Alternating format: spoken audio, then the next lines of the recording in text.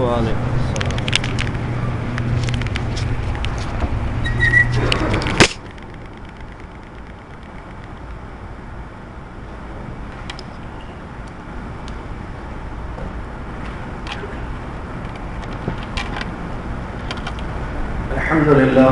الحمد لله رب العالمين والصلاة والسلام على رسوله الأمين أما بعد أعوذ بالله من الشيطان الرجيم بسم الله الرحمن الرحيم يا أيها الذين آمنوا اتقوا الله حق تقاته ولا تموتن إلا وأنتم مسلمون يا أيها الناس اتقوا ربكم الذي خلقكم من نفس واحدة وخلق منها زوجها وبث منهما رجالا كثيرا ونساء واتقوا الله الذي تساءلون به والأرحام إن الله كان عليكم رقيبا يا أيها الذين آمنوا اتقوا الله وقولوا قولا سديدا يصلح لكم أعمالكم ويغفر لكم ذنوبكم ومن يطع الله ورسوله فقد فاز فوزا عظيما قال الله جل وعلا يا أيها الذين آمنوا اتقوا الله ولتنظر نفس ما قدمت لغد واتقوا الله إن الله خبير بما تعملون.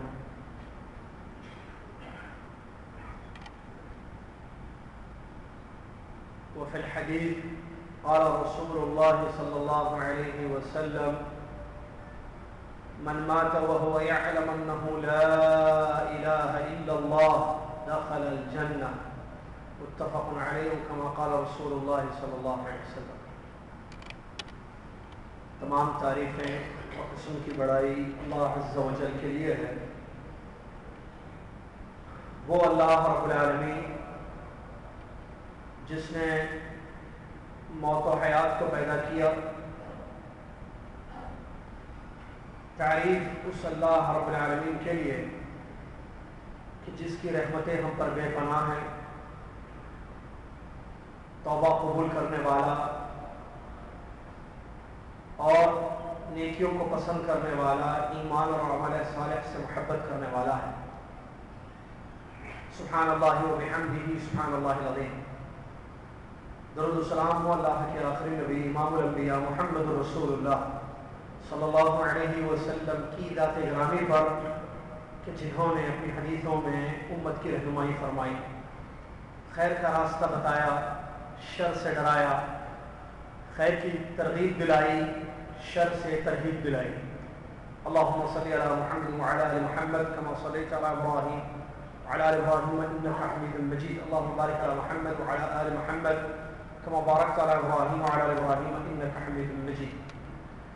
اس حمد اور صلاۃ کے بعد آج 25 محرم 1435 ہجری مطابق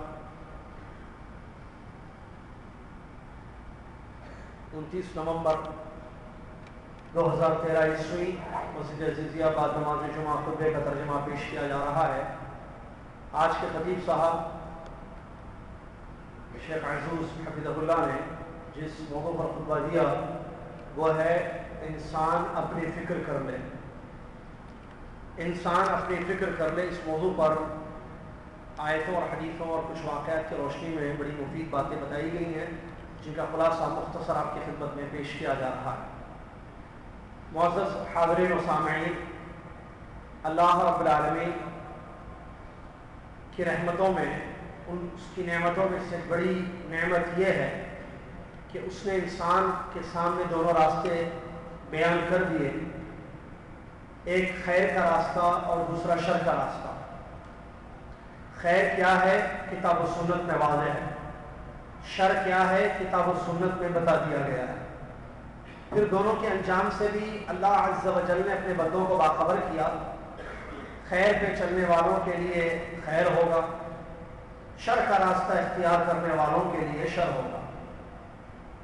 تو اس طریقے سے اللہ تبارک و تعالیٰ نے اپنے بندوں پر حجت قائم کر دی، راستے اور نتائج بیان کرتے ہوئے. عقل مندی اور ہوشیاری یا صحیح کام یہی ہے کہ آدمی خیر کا راستہ اختیار کرے اور اسی پر چلتا رہے اور اللہ سے دعائیں کرتا رہے کہ خیر پر اس کا خاتمہ ہو جائے۔ شر کی راہوں سے اپنے آپ کو بچانا عقل مندی ہے، کیونکہ اس میں سوائے نقصان کی کوئی چیز ہاتھ لگنے والی نہیں ہے، اور خیر کا راستہ اختیار کرنے والوں کے لیے دنیا اور آخرت کا فائدہ ہے۔ تو آدمی کی فطرت ہے کہ فائدہ پسند کرتا ہے، نقصان پسند نہیں کرتا، لیکن شیطان اور انسانوں کے شیطان کی باتوں میں آ کر وہ خیر سے اپنے آپ کو دور رکھتا ہے، شر کی راہوں کو اختیار کرتا ہے اور اپنا انجام بھیانک بنا لیتا ہے۔ اللہ تبارک و تعالیٰ نے ہمیں پیدا کیا، اپنا دین ہمیں نوازا، اسلام کو ہم ماننے والے ہیں۔ اسلامی تعلیمات میں سے ایک اہم ترین تعلیم یہ ہے کہ آدمی اپنی فکر کرے کہ میں کس لیے دنیا میں آیا ہوں، میرا رب مجھ سے کیا چاہتا ہے، عبادت میری زندگی کا مقصد ہے تو میں کیسے عبادت کروں میرے رب کی، اس کو وہ سیکھے، سمجھے اور اپنے رب کی عبادت کرتے ہوئے زندگی گزارے۔ اس میں خامیاں کوتاہیاں ہوں تو ان کو درست کر لے، اللہ سے دعائیں کرے، گناہوں سے اپنے آپ کو بچائے، اپنی آخرت سنوار لے، اور اس کے تابع جو لوگ ہیں جیسے بیوی بچے، ان کی جن کی ذمہ داری اس کی گردن پر ہے اور وہ مسئول ہے اللہ کے یہاں، ان کی فکر کرے، ان کو دوزخ کی آگ سے بچانے کی کوشش کرے۔ لیکن اگر اس کو چھوڑ کر آدمی لوگوں کی ٹوہ میں رہے، تجسس میں رہے اور لوگوں کے معاملات میں زندگی اپنے داخل کر دے کہ فلاں کے ساتھ کیا ہوا، فلاں نے کیا کیا، بادشاہ کا کیا ہو رہا ہے، بادشاہ کا مسئلہ کیا ہے، امیر کا مسئلہ کیا ہے، فلاں بزنس مین کا مسئلے کیا ہیں، ان لوگوں کی چیزوں میں پڑھ کر اپنی زندگی کو برباد نہ کرے، اپنی فکر کر لے۔ یہ میسج ہے آج کے خطبے کا۔ اللہ تبارک و تعالیٰ نے فرمایا یا ایھا الذین آمنوا اتقوا اللہ، اے وہ لوگوں جو ایمان لائے اللہ سے ڈرو، وَلْتَنظُرْ نَفْسٌ مَا قَدَّمَتْ لِغَدٍ، اور ہر نفس یہ دیکھے کہ کل کے لیے اس نے کیا کیا ہے۔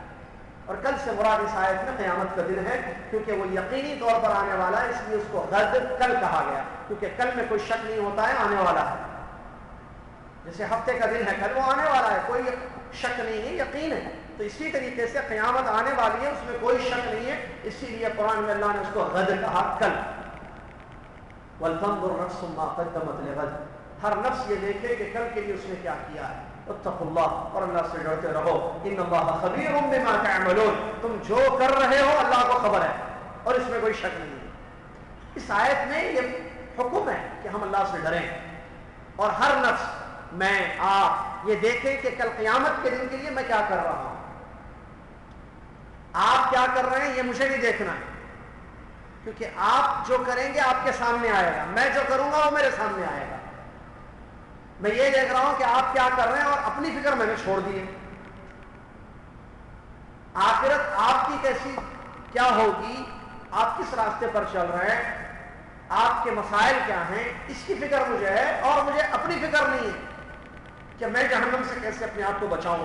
قیامت کے دن نامہ اعمال جب دیے جائیں گے تو دائیں ہاتھ میں کیسے لوں، جنت کیسے پاؤں، جنت میں داخل کیسے ہو جاؤں، رب کی رحمتوں کو پانے کے کیا راستے ہیں، اس کی فکر ہونی چاہیے۔ لیکن ہم افسوس کے ساتھ کہ اس کو چھوڑ کر لوگوں کی فکروں میں زندگی گزار رہے ہیں۔ واقعات پر غور کیجیے، صحابہ۔ اچھا ہمارا حال کیا ہے کہ ہم میں سے کسی کو جنت کی گارنٹی نہیں دی گئی، ہم گنہگار ہیں، ہم خطاکار ہیں، اپنے آپ کو سدھارنے میں عمر لگ جائے گی ہماری، اور یہی کامیابی ہے کہ میں جہنم سے اپنی گردن کو بچاؤں، جنت میں داخل ہو جاؤں، اور کسی کے بارے میں ضمانت نہیں ہے کہ یہ جنتی ہے۔ اور اہل سنت و جماعت کا عقیدہ ہے کسی مسلمان کے نیک عمل کو دیکھ کر اس کو جنتی قرار نہیں دیا جا سکتا ہے، امید کی جا سکتی ہے، لیکن جنتی کہنا یا کسی کے برے عمل کو دیکھ کر یہ کہنا کہ یہ جہنمی ہے، یہ غلط عقیدہ ہے، ایسے نہیں کہا جائے گا۔ اللہ اور اس کے رسول صلی اللہ علیہ وسلم نے جن لوگوں کو جنتی کہا ان کے جنتی ہونے میں ہم کوئی شک نہیں کریں گے، اور اللہ اور اس کے رسول صلی اللہ علیہ وسلم کی اصول ہے، یہ ابھی جو میں بتا رہا ہوں اصول ہے، اہل سنت عقیدے کے اصول ہے۔ اللہ اور اس کے رسول صلی اللہ علیہ وسلم نے جن کو جہنمی کہا، جیسے فرعون ہے، ابو لہب ہے، اس کی بیوی ہے، معلوم ہے آپ، تبت یدا ابی لہب وغیرہ، قرآن نے یا حدیث نے جن کو جہنمی کہا ان کے جہنمی ہونے میں ہم کوئی شک نہیں کریں، لیکن قرآن و حدیث میں جنتیوں کے صفات اور جہنمیوں کے صفات بیان کیے گئے ہیں۔ وہ صفات اگر کسی انسان میں، جیسے نماز پڑھنے والا، روزہ رکھنے والا، اللہ سے ڈرنے والا، ایمان لانے والا، گناہوں سے بچانے والا، توبہ کرنے والا، صدقہ خیرات کرنے والا، یہ جنتیوں کی صفات ہیں۔ تو وہ صفات اگر کسی مسلمان مرد یا کسی مسلمان عورت میں ہم دیکھتے ہیں، ہم امید کریں گے کہ انشاءاللہ یہ جنت میں جائے گا، لیکن یہ نہیں کہہ سکتے ہیں کہ یہ جنتی ہے۔ اور جو جہنمیوں کے صفات کتاب و سنت میں موجود ہیں کہ وہ کفر، شرک، بدعات، کبائر، بڑے بڑے گناہ، یہ قرآن و حدیث میں آئے، تو وہ گناہ اگر میں کسی مسلمان بھائی یا بہن میں دیکھتا ہوں تو میں یہ نہیں کہوں گا کہ یہ تو پکا جہنمی ہے، یہ نہیں، ہاں اس کو جہنم، یہ اس پر ڈریں گے ہم کہ یہ جہنم میں نہ چلا جائے کیونکہ یہ راستے پر چل رہا ہے۔ لیکن بات میں کرنے جا رہا ہوں ان بزرگ ہستیوں کی جن کو اللہ کے نبی محمد صلی اللہ علیہ وسلم نے اپنی زبان مبارک سے جنت کی خوشخبری سنائی۔ عشر مبشرہ، آپ جانتے ہیں 10 وہ صحابہ جن کو پیارے نبی صلی اللہ علیہ وسلم نے اپنی زبان مبارک سے کہا تم جنتی ہو، ان میں ایک عمر ہے رضی اللہ عنہ، عمر بن خطاب رضی اللہ عنہ، جن کے بارے میں نبی علیہ الصلوۃ والسلام کی بہت ساری حدیثیں ہیں کہ میرے بعد نبوت ہوتی تو عمر نبی ہوتے۔ جس راستے سے عمر جاتے ہیں وہ شیطان ابلیس وہ راستہ بدل دیتا ہے۔ ان کے مشوروں کو دین بنا کر اللہ تبارک و تعالیٰ نے نازل کیا ہے قرآن میں، بہت ساری فضیلتیں ہیں۔ دوسرے خلیفہ ہیں جنتی خلیفہ، پیارے نبی صلی اللہ علیہ وسلم نے اپنی زبان مبارک سے جنت کی خوشخبری، بلکہ ان کے محل کی خبر دی ہے جنت میں ان کے محل کی خبر دی عمر بن خطاب کی۔ ان کا کیا حال ہے دیکھیے، ان کی زندگی کو آپ اپنے آپ پر نفاق سے ڈرتے ہیں۔ حذیفہ بن یمان رسول اللہ علیہ وسلم کے رازدار صحابی تھے۔ ایک غزوے سے واپسی کے موقع پر پیارے نبی محمد صلی اللہ علیہ وسلم نے منافقوں کے، مدینہ میں منافقوں کے نام جو 80 سے زیادہ ہیں ذکر کیے کہ فلان فلان فلان فلان منافق۔ کس نے؟ محمد صلی اللہ علیہ وسلم، صحابی حذیفہ رضی اللہ عنہ۔ اور یہ کہا کہ اس وقت تک مت بتانا یہ نام کسی کو جب تک تم مجھ سے حوض کوثر پر ملاقات نہ کر لو، مطلب کسی کو مت بتانا یہ نام جو میں نام تمہیں بتا رہا ہوں، منافقین چھپا دیا انہوں نے۔ عمر بن خطاب رضی اللہ تعالیٰ عنہ اپنے دور خلافت میں حذیفہ کے پاس جاتے ہیں رضی اللہ عنہ، کہتے ہیں کہ ساتھی تمہیں نبی علیہ الصلوۃ والسلام کی حدیث سے معلوم ہے اور نبی علیہ الصلوۃ والسلام نے تمہیں منافقین کے نام ذکر کیے ہیں، میں اللہ کی قسم تمہیں دلاتا ہوں میرا نام ان میں تو نہیں ہے۔ اللہ اکبر۔ عمر فکر دے، عمر نے یہ نہیں پوچھا، بڑا اچھا جملہ خطیب صاحب کہہ رہے تھے، عمر رضی اللہ عنہ خلیفہ ہیں وقت کے، صحابی سے کہہ رہے ہیں کہ میں ان سے یہ نہیں پوچھ رہے ہیں کہ وہ نام کیا ہے ذرا بتاؤ جو میری خلافت میں بھی ہو سکتے ہیں وہ لوگ۔ وہ 80 سے زیادہ منافقین جن کا نام ذکر کیا نبی صلی اللہ علیہ وسلم نے تمہارے سامنے، وہ بتاؤ مجھے، یہ نہیں پوچھا، اپنی بارے میں پوچھا، وہ جو نام ہے ان میں میرا تو نہیں ہے۔ تو صحابی نے کہا کہ چھوڑ دیجیے، آپ مجھے معاف کر دیا، مت پوچھیے، مت پوچھیے۔ رونے لگے عمر بن خطاب۔ اس کے بعد کہتے ہیں میں خلیفہ ہوں تمہارا، امیر المومنین، میرا حق ہے، میں واسطہ دے رہا ہوں اس کا تمہیں، تم اللہ کی قسم دلا رہا ہوں، تم بتا دو مجھے کہ میرا نام ہے یا نہیں اس میں۔ اللہ فکر اپنی دی۔ اور عمر کو معلوم تھا کہ نبی صلی اللہ علیہ وسلم نے جنت کی خوشخبری ان کو سنائی۔ عمر کی فضیلت عمر خود جانتے تھے، لیکن اپنی فکر کیسے لاحق تھی، کہیں میں منافق نہ ہو گیا، نفاق نہیں آ گیا کہ میرا نام بھی تو نہیں ہے۔ اللہ ڈرتے تھے اپنے نفس، اپنے آپ پر ڈرتے تھے، اپنی فکر تھی۔ رونے لگے، وہ بھی رونے لگے، دونوں زار و قطار رونے لگے، اور یہ قسم پر قسم دلا رہے ہیں، قسم کھا کر بتا مجھے اتنا بتا دو کہ میرا نام ہے یا نہیں۔ جب انہوں نے یہ بات کہی تو جواب دیا، بتایا اللہ کی قسم آپ ان میں سے نہیں، اور آپ کے بعد میں کسی کی گارنٹی نہیں دوں، بس آپ نے پوچھ لیا، آپ نام نہیں بتایا، کیونکہ نبی صلی اللہ علیہ وسلم نے نام بتانے سے منع کیا، نام نہیں بتایا، ان کو یہ بات خبر دی کہ آپ ان میں سے نہیں ہیں۔ تو یہ واقعہ اس بات کو بتاتا ہے کہ کس طریقے سے صحابہ رضی اللہ عنہم اجمعین باوجود یہ کہ انہیں جنت کی خوشخبریاں دنیا میں سنائی گئی، اپنی فکر لاحق تھی، اپنی آپ کو بچانا چاہتے تھے، حنظلہ رضی اللہ عنہ کا واقعہ ذکر کیا خطیب صاحب نے. ابو بکر صدیق رضی اللہ عنہ حنظلہ رضی اللہ عنہ کے پاس آئے, آ کر کہا کیف اصبحت, ایک دوسرے کی خیریت کہتے تھے. ہمارے جیسے نہیں کہ ایک دوسرے سے منہ پھیرنا, نعوذ باللہ من ذالک, نظر پڑے تو نظر ہٹا لینا. ایسے مومن نہیں تھے وہ مومن تھے, ایک دوسرے سے ملتے تھے, خیریت دیتے تھے ایک دوسرے. کہا ابو بکر صدیق رضی اللہ عنہ نے کیسے صبح ہوئی, صبح اٹھے کس حال میں ہو ساتھی حنظلہ رضی اللہ عنہ. تو حنظلہ رضی اللہ عنہ نے کہا کہ نافق حنظلہ, حنظلہ منافق ہو گیا. ابو بکر صدیق نے کہا یہ کیا کہہ رہا ہے, حنظلہ منافق, اپنے بارے میں کہہ رہا منافق ہو گیا. کہا کہ کیا کروں, کیوں ایسے کہہ رہے ہیں. انہوں نے کہا کہ میں جب رسول اللہ صلی اللہ علیہ وسلم کی مجلس میں ہوتا ہوں, دین کی باتیں سنتا ہوں, وہ ہمیں اللہ سے ڈراتے ہیں, اللہ کی یاد دلاتے ہیں, تو ہمارا ایمان مضبوط رہتا ہے. اور جیسے ہی ہم رسول اللہ علیہ وسلم کے پاس سے جاتے ہیں, اپنی بیوی بچوں میں, دنیا میں, تجارت میں, ہم بھول جاتے ہیں نبی صلی اللہ علیہ وسلم کی باتیں, تو یہ نفاق ہے ہمارا. تو یہ سن کر ابو بکر صدیق رضی اللہ عنہ جو ہے آج چلو نبی صلی اللہ علیہ وسلم سے مسئلہ پوچھتے ہیں. اچھا ایسا میں محسوس کرتا ہوں اپنے نزدیک, انہوں نے حنظلہ نے کہا. ابو بکر صدیق کہہ رہے ہیں یہ تو میں بھی محسوس کرتا ہوں کہ میرے ساتھ بھی ایسا ہوتا ہے.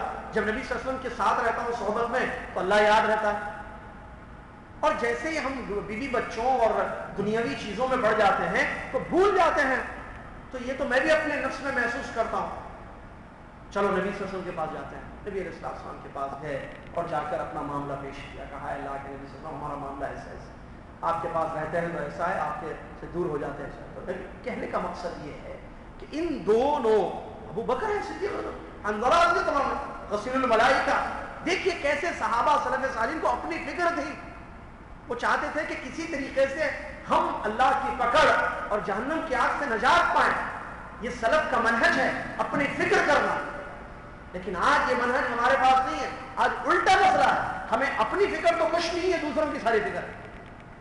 فلاں کا مسئلہ, فلاں کے مسئلے, میڈیا, وہ یہ اس میں پڑھ کر, اخبارات میں اس میں پڑھ کر بس لوگوں کے ٹو میں بڑا, فلاں کا کیا ہوا, فلاں کا کیا ہوا, اپنی کوئی فکر نہیں, اپنی کوئی فکر نہیں. جبکہ وہاں جو ہے, اور صحابہ کے بہت سارے اقوال پیش کیے گئے. صحابہ انس بن مالک رضی اللہ عنہ جو تقریباً انس کا قول پیش کیا, ان کی حدیث کہ نبی علیہ السلام کے دور میں جو ہماری ایمانی کیفیت تھی, نبی علیہ السلام کے بعد ہماری وہ ایمانی کیفیت نہیں رہی ہے. ہم نے نمازوں کو ترک کر دیا ہے, نمازوں کو ضائع کر دیا ہے. یہ وہ اپنی فکر بتا رہے تھے. تو صحابی اپنے دور میں یہ کہہ رہے ہیں. اور مزید ان کے ایک الفاظ یہ بھی تھے, انہوں نے کہا کہ اگر آج اللہ کے نبی صلی اللہ علیہ وسلم ہمیں دیکھتے, انس کہہ رہے ہیں, اگر اللہ کے نبی صلی اللہ علیہ وسلم آج ہمیں دیکھتے تو افسوس کرتے اپنی امت پر کہ یہ امت کیا ہوگی, اس نے میری باتوں کو ترک کر دیا ہے اور ساری چیزوں کو چھوڑ دیا ہے, حتیٰ کہ نماز کو بھی ہم نے ضائع کر دیا یا چھوڑ دیا ہے. تو افسوس کرتے اگر آج نبی علیہ السلام ہمیں اس حالت میں دیکھتے. صحابی کہہ رہے ہیں, تو آج ہم کیا کہیں. اسی طریقے سے عائشہ رضی اللہ تعالیٰ عنہ کہتی ہیں, جو خطیب صاحب کہہ رہے تھے کہ پیارے نبی علیہ السلام کے وفات کے بعد کا واقعہ ہے. نبی علیہ السلام اگر آج زندہ ہوتے, عائشہ کہہ رہی ہیں رضی اللہ عنہ, کیونکہ آپ کو معلوم ہے نبی صلی اللہ علیہ وسلم کے وفات کے بعد کافی عرصہ انہوں نے زندگی گزاری. ام المومنین عائشہ رضی اللہ عنہ, انہوں نے کہا عورتوں کی حالت کو سامنے رکھتے ہوئے کہ اگر آج نبی علیہ السلام باحیات ہوتے تو عورتوں کو بازار جانے سے منع کر دیتے. آج ہم کیا کریں, یہ عائشہ رضی اللہ عنہ کہہ رہے ہیں, آج ہمارا حال کیا ہے. تو کہنے کا مقصد یہ ہے کہ آدمی اپنی فکر کرے کہ میں کیسے اپنے آپ کو بچاؤں. اور اس سلسلے میں دو بڑی اہم حدیثیں اور اس کی روشنی میں بہت ساری باتیں خطیب صاحب نے بیان کی ہیں. آدمی کو یہ معلوم ہے کہ اس کو مرنا ہے, سب کو معلوم. جنازے کے مسائل دورے میں ہو رہے ہیں, آج دوسری کلاس ہو چکی ہے. صبح موت یقینی ہے, اور موت کے بعد قبر یقینی ہے. قبر کے 3 سوالات پر ہمارا ایمان ہے. فرشتے, منکر نکیر ہر انسان سے, مقبور سے, مدفون سے 3 سوالات کریں گے. بتاؤ تمہارا رب کون ہے, بتاؤ تمہارا دین کیا ہے, بتاؤ تمہارے نبی کون ہے. یہ پوچھیں, تم کس میں تھے, کس اس میں تھے, کس راستے پہ تھے. تم بتاؤ تمہارے ایریا کا جو امیر کا گورنر تھا اس کا کیا مسئلہ تھا. تم بتاؤ جو ہے فلاں بادشاہ کی موت کیسے ہوئی ہے, پوچھے گا فرشتہ. ان کا کیا ہے, بادشاہ کس کنڈیشن میں, امیر کس کنڈیشن میں, گورنر کا کیا مسئلہ ہے, فلاں. یہ پوچھیں گے, 3 چیزیں پوچھیں گے. اچھا اس کی ہمیں فکر نہیں, اس کو اصول ثلاثہ کے نام سے علماء نے کتابیں ذکر کی, لکھی ہیں, اور ہم نے کلاسز بھی لیے رمضان سے پہلے. اصول ثلاثہ عقیدے کی، رب کی معرفت، نبی کی معرفت، دین کی معرفت. یہ 3 سوالات سب سے پوچھے جائیں گے. بتاؤ تمہارا رب کون ہے، بتاؤ تمہارا دین کیا ہے، بتاؤ تمہارے نبی کون ہے. صحیح جواب دینے والے کے لیے قبر میں خوشخبری سنائی جائے گی، نعمت ملے گی قبر میں، ہمارا ایمان ہے اس پر. اور جو غلط جواب دے گا، جیسے اس میں سے غلط جواب جو حدیث کی روشنی میں بتایا خطیب صاحب نے، وہ کہے گا ہا ہا لا ادری سمعت الناس یقولون فقلت، ہائے ہائے مجھے نہیں معلوم میرا رب کون ہے، میں نے لوگوں سے جو سنا وہ میں نے کہا. ہائے مجھے نہیں معلوم میرا دین کیا ہے، میں نے لوگوں سے جو سنا وہ میں نے کہہ دیا. ہائے ہائے مجھے نہیں پتا میرے نبی میرے رسول کون ہے، میں نے جو لوگوں سے سنا وہ میں نے کہہ دیا. مطلب اس نے علم نہیں حاصل کیا، اور اس کو مارا جائے گا. مطرقہ من حدید کے الفاظ ہے، لوہے سے ماریں گے، وہ چیخے گا چلائے گا، سوائے انس اور جن کے ساری مخلوق اس کی آواز سنے. اور مارتے ہوئے یہ کہیں گے فرشتے، صحیح روایت ہے، جس کو چیک کرنا ہے چیک کر سکتا ہے. مارتے ہوئے یہ کہیں گے لا دریتا ولا تلیتا، نہ تو نے تلاوت کی قرآن کی، نہ تو نے علم حاصل کیا کہ تجھے ان 3 سوالات کے جواب معلوم ہوتے ہیں. ارے بھائی یہ ہم سب سے پوچھے جانے والے ہیں سوالات، یہ قبر میں ہے، یہ پہلا مرحلہ ہے مرنے کے بعد. کیا اس کی میں نے آپ نے تیاری کی ہے، یا مجھے جو ہے پورے گاؤں کی فکر لگی ہوئی ہے، جس کو گاؤں کی جھاڑو کہتے ہیں اردو میں. عورتوں کا کیا حال ہے، عورتیں یہ پڑھ رہے ہیں نہیں اس کے گھر میں کیا ہوا، اس کا رشتہ آیا یا نہیں آیا، اس کے شوہر نے اس کو کیوں طلاق دے دی، اس کا کیا مسئلہ ہے، اس کے بچے کا کیا مسئلہ ہے، اس کی بچی کا رشتہ کیوں ریجیکٹ ہو گیا، فلاں کے مسئلے کیا ہیں، فلاں کے مسئلے کیا ہیں، عزیزیہ کے مسئلے، شرفیہ کے. آپ اپنی فکر دیکھو بہن، اپنی فکر دیکھے. یہ 3 سوالات کے جواب کی تیاری کر لی ہے بہن نے، اپنی بچیوں کو کرا رہی ہے، عقیدہ سکھا رہی ہے. پھر دوسرا بڑا اہم بات ہے، کل قیامت کے دن 4 سوالات سب سے ہوں گے، ہے نا وہ حدیث؟ کیا اس کی تیاری ہو گئی؟ سوالات ہیں وہ طے. پیارے نبی صلی اللہ علیہ وسلم نے حدیث میں فرمایا کوئی بھی آدمی آدم کی کوئی اولاد قدم نہیں اٹھائے گی جب تک کہ حتی یسأل عن 4، جب تک کہ اس سے 4 چیزوں کے متعلق سوال نہیں کیا جائے گا. نمبر 1 کیا ہے؟ عمر، ایج، کہاں گزاری، net, chatting, websites, film, گانے، موج مستی، یا مسجد میں دینی تعلیم حاصل کرتے ہوئے اللہ کا حق، مخلوق کا حق، خالق کا حق، مخلوق کا حق ادا کرتے ہوئے کہاں گزاری. ان عمرہ فیما افنا، اپنی ایج کے بارے میں اللہ تعالیٰ پوچھے گا ہر ایک سے، مجھ سے، آپ سے، سب سے، ہر عورت سے، ہر مرد سے کہ زندگی کہاں گزاری. وان شبابہ فیما افنا، پھر زندگی کا ایک اہم ترین مرحلہ جوانی. آپ کو معلوم ہے ڈرگس میں عزیزیہ بدنام ہو رہا ہے، معلوم ہے؟ نہیں معلوم ہے شاید. عزیزیہ بدنام ہو رہا ہے ڈرگس میں، بچے ڈرگس استعمال کر رہے ہیں، پکڑے جا رہے ہیں. کیا ہے؟ جوان بچے ڈرگس استعمال کر رہے ہیں. بات میں انڈیا پاکستان کے بچوں کی کر رہا ہوں. نوجوان ٹین ایج بچے پکڑے جا رہے ہیں، ڈرگس یوز کر رہے ہیں.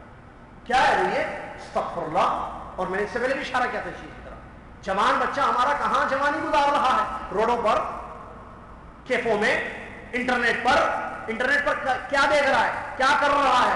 جوانی. ہم نے جوان کو چھوڑ دیا.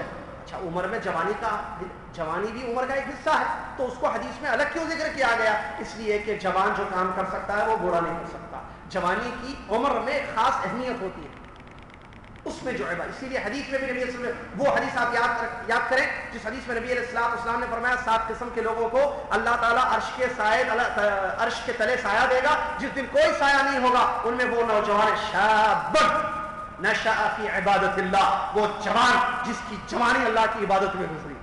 اور اسی طریقے سے وہ جوان جس کو خوبصورت اور طاقتور عورت نے برائی کی دعوت دی اور اس نے کہا انی اخاف اللہ، میں اللہ سے ڈرتا ہوں. ایسا جوان چاہیے ہمیں. نہ اسکول ایسا جوان پیدا کر رہا ہے، نہ گھر والے ایسا جوان کو پیدا کر رہے ہیں.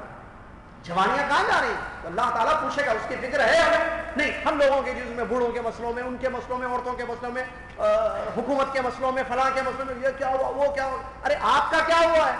کہاں جا رہے ہیں آپ نے تیاری کر لی ہے؟ سوالات کے جوابات ہیں. جوانی اللہ کی عبادت میں صرف ہو رہی ہے، دین سیکھے. اللہ کہاں ہے معلوم؟ وضو کس سے ٹوٹتا ہے معلوم ہے؟ بیسک نہیں معلوم ہے. اصول ثلاثہ معلوم ہے. شرک اور توحید کا فرق معلوم ہے؟ کیا چیز شرک ہے، کیا چیز شرک کے خلاف ہے؟ نہیں معلوم، بیسکس نہیں معلوم. بیسکس کی بات کر رہا ہوں، بنیادی عقیدے، بنیادی تعلیم. صحابہ کا منہج کیا ہے معلوم؟ آیت کی تفسیر کیسی نکالنی چاہیے معلوم؟ آیت سے استدلال کیسے؟ بنیادی چیزیں نہیں معلوم. نہ توحید، نہ فقہ، کچھ لوگوں کی ٹوہ میں پڑا ہوا، لوگوں کی چیزوں میں پڑا ہوا. تو نبی علیہ السلام نے فرمایا وَعَنْ شَبَابِهِ فِيمَا أَفْنَىٰ، جوانوں کے بارے میں پوچھا جائے گا جوانی کہاں، دونوں میں سے ایک جگہ جوانی جائے گی اور عمر بھی جائے گی، اطاعت میں یا نافرمانی۔ اگر اللہ کی اطاعت میں عمر گزری فبہا ونعم، بہت خوشخبری ہو آپ کو، بہت صحیح گئی عمر، اور اگر نافرمانی میں عمر صرف ہو گئی بربادی۔ جوانی یا تو اطاعت میں یا تو نافرمانی۔ جوان جیسی عبادت کر سکتا ہے بوڑھا نہیں کر سکتا ہے کمزوری کی وجہ سے، تو جوانی عبادت میں ہو رہی، روزے رکھ رہا، قرآن زیادہ پڑھ رہا، کیا کر رہا ہے؟ تمہیں تو شرم آتی ہے داڑھی رکھتے ہوئے، جوانی کا یہ حال ہے۔ جوان لڑکی کو پردہ کرتے ہوئے شرم آتی ہے، نہیں اولڈ ایج، پتہ نہیں پرانے دقیانوس کے خیالات، اس قسم کے الفاظ ہیں، نہیں داڑھی رکھوں گا بچی نہیں لیں گے، بچی بولتی داڑھی لے گا بچہ میں کروں گی نہیں شادی، ٹائٹ ہوگا سخت ہوگا بولتا تھا، کیا ہے یہ الفاظ بھائی؟ انہیں شرم آتی ہے ہمیں دین پر عمل کرنے سے۔ ٹخنوں سے اوپر کپڑا رکھ جوان بولتا نہیں کیسے میں متوا کیا متوا کہاں سے لایا لفظ؟ یہ قرآن میں ہے متوا لفظ، حدیث میں ہے۔ متوا کا معنی معلوم ہے؟ عربی لفظ ہے، جاؤ دیکھو فا واو عین، متوا کس کو کہتے ہیں عربی میں؟ کیا ہے یہ سب چیزیں؟ انہیں دشمن کا تعاون ہم کر رہے ہیں، وہ جو ہے دین پر عمل کرنے والے کو کسی طریقے سے بدنام کرنا چاہتا ہے دشمن، تاکہ لوگ دین سے دور ہو جائیں، اس کو ہم یوز کر رہے ہیں، ہم اس کو پھیلا رہے ہیں۔ اور بچیاں، جوان بچوں کی زندگیاں چیک کیجیے آپ، عام طور پر جوان جو ہے گناہوں میں رہتا ہے، سگریٹ عام ہے جوانوں میں، نشہ عام ہو چکا ہے، جیسے میں نے کہا مخدرات، نعوذ باللہ من ذالک، بدامنی پھیلی ہوئی ہے، عاشقی پھیلی ہوئی ہے، دوستیاں زیادہ ہیں، تو یہ کہاں سے آ گئی یہ چیزیں؟ کس نے کون راستہ دکھا رہا ہے؟ ایک ابلیس، دوسرے کہیں گھر والے ماں باپ تو ذمہ دار نہیں ہے اس کے؟ چیک کریں جوان بچی کیسے بے پردہ گھوم رہی ہے، جوان بچی کیسے غلط راستے پر جا رہی ہے، جوانی اس کی کہاں سر پر ہے، عبادت میں یا اطاعت میں؟ یہ چیک کریں ہم، کیونکہ اللہ تعالیٰ کل جوانی کے بارے میں پوچھنا جائے۔ تیسری چیز، پہلی عمر، دوسری جوانی، تیسری چیز مالی ہی، پیسہ، من این اکتسبہ فیما انفق، کہاں سے خرچ کیا، کہاں سے کمایا اور کہاں پر خرچ کیا، اللہ تعالیٰ پوچھے گا۔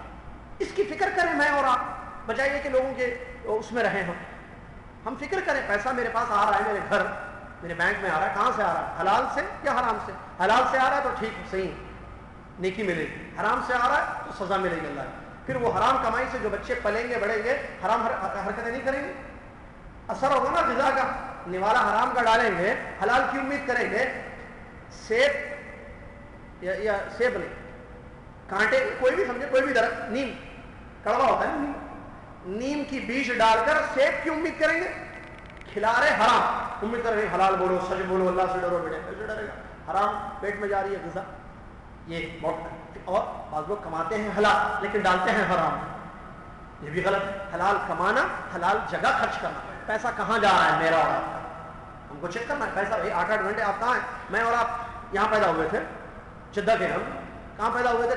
یہاں کیوں ہیں پھر میں اور آپ جدہ؟ یہ اقامہ، یہ 8-8 گھنٹے ڈیوٹیاں، یہ جد و جہد، یہ مرد جو محنت کرتا ہے کیوں؟ اور عورتیں اللہ سے ڈریں۔ واللہ میں مرد اس لیے نہیں کہہ رہا ہوں، میں اس لیے کہہ رہا ہوں کہ پیسہ محنت سے مرد کماتا ہے، عورتیں اللہ سے ڈریں، اپنے شوہروں کا پیسہ حلال جگہ خرچ کریں، حرام جگہ نہیں، اپنی ضروریات جو حلال جائز اور حلال جگہ خرچ کروائیں اپنے شوہر۔ یہ بڑی محنت سے، بہت سارے شوہر تو بغیر ناشتے کے جو ہے بیچارے صبح نکل جاتے ہیں اور محنت کر کے، بڑی جد و جہد کر کے مہینے کے آخر میں کچھ رقم لا کر گھر میں دیتے ہیں کہ لو بیگم، بہت تکلیف ہے، معلوم نہیں آپ کو، باہر کا نہیں معلوم، یہ سوتے رہتی ہے، اس کو کیا معلوم ہے بیچاری، اس کو کیا معلوم ہے ہائی وے کا کیا حال ہوتا ہے، اس کو کیا معلوم ہے گاڑی چلاتے ہوئے کیسے جاتا ہے، اس کو کیا معلوم ہے کمپنی کے حالات کیا ہیں۔ یہ بیچاری کو سال ختم، میرا یہ ختم، میرا موبائل نیا لیٹسٹ موبائل آیا ہے، وہ بتا رہے تھے وہ ختم، 1 مہینہ پہلے کا ماڈل ہے، وہ پرانا ماڈل، نیا ماڈل چاہیے۔ تم تو پرانا ہی ماڈل ہے پورا شروع سے اب تک، نیا ماڈل چاہیے۔ اللہ سے ڈریں، پیسہ حرام جگہ نہ خرچ کریں، حلال جگہ خرچ کریں۔ چوتھی اور آخری چیز جو حدیث میں نبی علیہ السلام نے بیان فرمائی، علم۔ انسان کو معلوم ہے ایک چیز، اللہ دین کا علم حاصل کرتا ہے تو اس پر عمل کرے، کیا یا نہیں کیا یہ بھی پوچھا جائے گا۔ اللہ اکبر، یہ تو بہت بڑا مسئلہ ہے کہ آپ ایک چیز جانتے ہیں، نماز پڑھتے ہیں، آپ کو معلوم ہے، علم ہے، لیکن آپ نماز نہیں پڑھتے، آپ کو معلوم ہے پردہ واجب ہے لیکن آپ پردہ نہیں کرتے، آپ کو معلوم ہے سچ بولنا ہے آپ جھوٹ بولتے ہیں، نعوذ باللہ من ذلک۔ یہ چیزیں ہیں جو حدیث میں نبی علیہ السلام نے ذکر کی ہیں، اور وہ قبر کے سوالات ہیں۔ آدمی اپنی فکر کرے، اس چیز میں لگے رہے، یہ دیکھے کہ کل کے لیے میں کیا کر رہا ہوں، کیسے جنت کو پاؤں گا، اس کو چھوڑ کر لوگوں کے مسائل میں پڑھنا اور جو ہے خبروں کے پیچھے رہنا کہ کیا ہوا ہے کیا نہیں ہوا ہے، مسئلے مسائل، ان چیزوں میں پڑھ کر اپنی آخرت کو ضائع نہیں کرنا چاہیے۔ اور اس میں بہت سارے گناہ ہوتے ہیں، بہت سارے غیبتیں اس میں ہو جاتی ہیں، ٹھیک ہے، چغل خوریاں اس میں ہوتی ہیں, تہمتیں لگائی جاتی ہیں, اس میں الزام تراشی ہوتی ہے, نعوذ باللہ من ذالک. کیوں؟ کیونکہ آپ نے سن لیا, اور سن کر جو پھیلا دیتا ہے اس کے جھوٹا ہونے کے لیے کافی حدیث میں نے بیان فرمایا. اسی لیے ہم اللہ سے ڈریں, اپنی فکر کریں اور غلط راستوں سے اپنے آپ کو بچائیں, جنت کے راستے پر چلیں, خیر کا کام کریں, علم حاصل کریں, اللہ رب العالمین کو راضی کرنے کی ہر ممکن کوشش کریں. گناہوں کی زندگی سے ہم بھی بچیں, بیوی بچوں کو بھی بچائیں, دور رکھیں, تاکہ جو ہے ایک صحیح اچھی زندگی ہماری گزرے اور کل اللہ تبارک و تعالیٰ کی جہنم سے ہم اپنے آپ کو بچا سکیں. اللہ تعالیٰ سے دعا ہے اللہ مجھے اور آپ کو دنیا کے تمام مسلمانوں کو اپنی فکر کرنے کی توفیق عطا فرمائے. جانے سے پہلے 2 منٹ ٹھہریے, تو ضروری باتیں بتانی ہیں آپ کے سامنے. اللہ تعالیٰ سے دعا ہے اللہ تعالیٰ مجھے اور آپ کو اپنی فکر کرتے ہوئے زیادہ سے زیادہ نیک عمل کرنے کی توفیق عطا فرمائے, اور جنت کے راستوں کو پتہ لگا کر جنت کے راستوں پر چلنے کی ہم سب کو توفیق عطا فرمائے.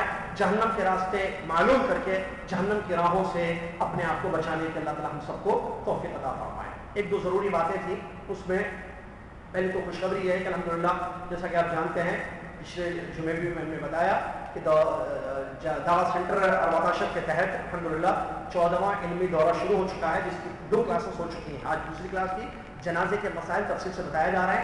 آئندہ جمعہ غسل اور کفن اور دفن کیسے ہوگا اس کی تفصیلات انشاءاللہ مکمل طور پر آپ کی خدمت میں پیش کی جائے گی. یہ ایک ضروری بات تھی. اور دوسری ایک ضروری بات یہ ہے کہ کچھ افواہیں پھیلی ہوئی ہیں شہر میں, یعنی وہ عام نہیں ہے, خاص ہے.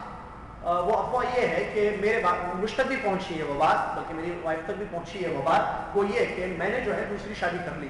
کچھ افواہ کسی نے پھیلا دی ہے کہ میں نے دوسری شادی کر لی ہے اور میں نے کسی کو رشتہ بھیجا ہے, پرپوز کیا ہے. تو میں واضح کرنا چاہتا ہوں کہ میں نے ایسا کوئی کام نہیں کیا ہے, نہ میں نے دوسری شادی کی ہے اور نہ میں نے کہیں رشتہ اپنا بھیجا ہے. اس بات کو ذہن میں رکھیں. اور میں آپ ہم سب آپس میں بھائی ہیں, ایک بھائی کے بارے میں کوئی چیز سنتا ہے تو اس کی تحقیق کرنی چاہیے. یہ ہمارا اسلام ہمیں حکم دیتا ہے, اور بدگمانی سے اپنے آپ کو بچانا چاہیے. حسن ظن, میں آپ کے بارے میں اچھا سوچوں اور آپ میرے بارے میں اچھا سوچیں. اسی طریقے سے خبر آ جائے تو فوراً اس کو پھیلانا یہ اسلامی تعلیمات میں سے نہیں, بلکہ اس خبر کی تحقیق کرنا چاہیے. آپ کے کانوں میں خبر آئی, میرے کانوں میں خبر آتی ہے آپ کے بارے میں, تو میں بجائے یہ کہ اس کو صحیح سمجھ کر پھیلا دوں, بلکہ میں اس کو تحقیق کروں کہ میں نے عبد الکریم بھائی کے بارے میں سنا ہے, کیا صحیح ہے یا نہیں. میں نے عبداللہ بھائی کے بارے میں سنا ہے, میں نے فاروق کے بارے میں سنا ہے, میں نے زید کے بارے میں سنا ہے, تو کیا یہ صحیح ہے خبر یا غلط ہے. تو اس کو تحقیق کرنا چاہیے. اب مجھے تعجب ہوا کہ میں نے دوسری شادی کی, مجھے نہیں معلوم کہ میری دوسری شادی ہوئی ہے. یہ کیا عجیب بات تھا.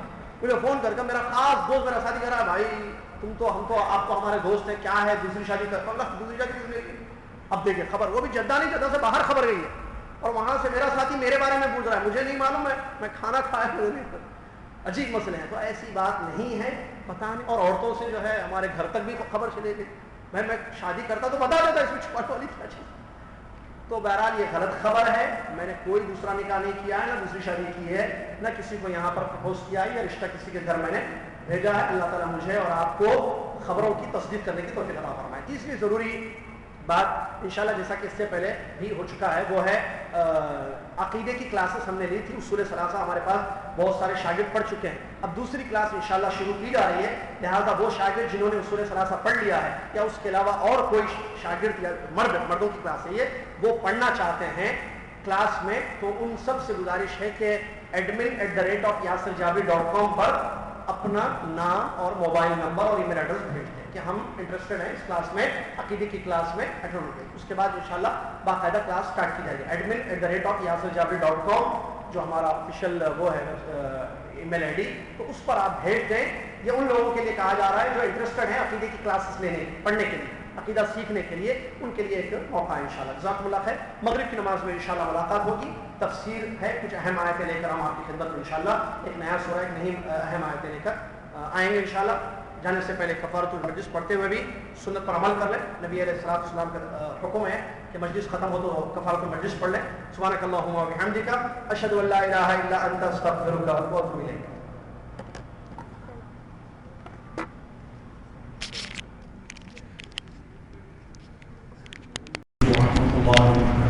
وعلیکم